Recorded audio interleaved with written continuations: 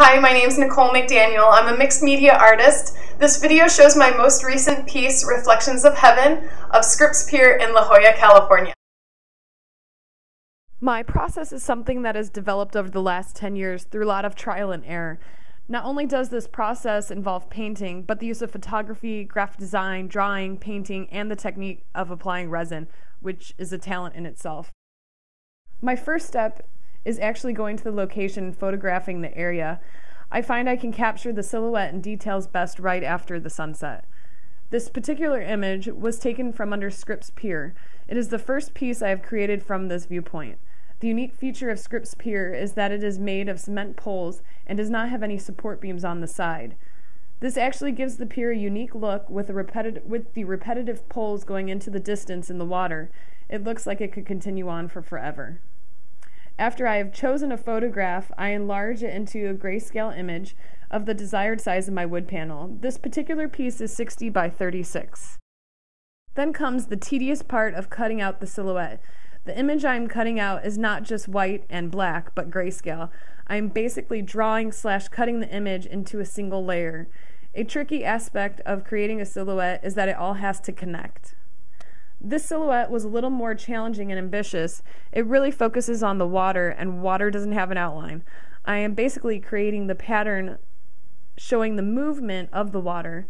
I love that with the use of this silhouette, I was able to show the movement of it not only crashing into the pier, but then calmly coming to the shore. A single silhouette has taken me up to 60 hours.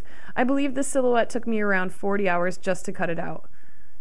After the endless hours of cutting, it is a very rewarding feeling to have finally finished the silhouette. Then comes the painting. Each piece I feel is very different. I feel as if they create themselves in a way. I love exploring with aerosol and acrylic. I like to use random objects or the elements around me and see how I can adjust the texture and style on each piece. This particular background, I used layers of wet and dry aerosol paint and scraped some of the paint off in an organic wave-like movement. This background layer ended up complementing the top layer perfectly. After allowing plenty of time to dry, I can lay the handcrafted silhouette on top. This is always a little scary considering how fragile it is and how many hours I just spent cutting it out. This top layer feels kind of like a grand finale. It makes or breaks the whole piece. If the colors of the layer are too close together, if the design is too busy, if the background layers are wet, etc., there's so many factors that can ruin each piece. This piece turned out beautifully.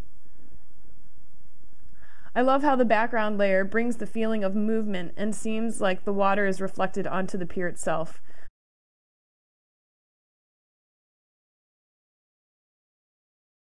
Once the top layer is painted, I then paint the highlights into the piece. When I'm done painting, I'm ready to resin. The resin is a 2-part glaze that takes 72 hours to cure.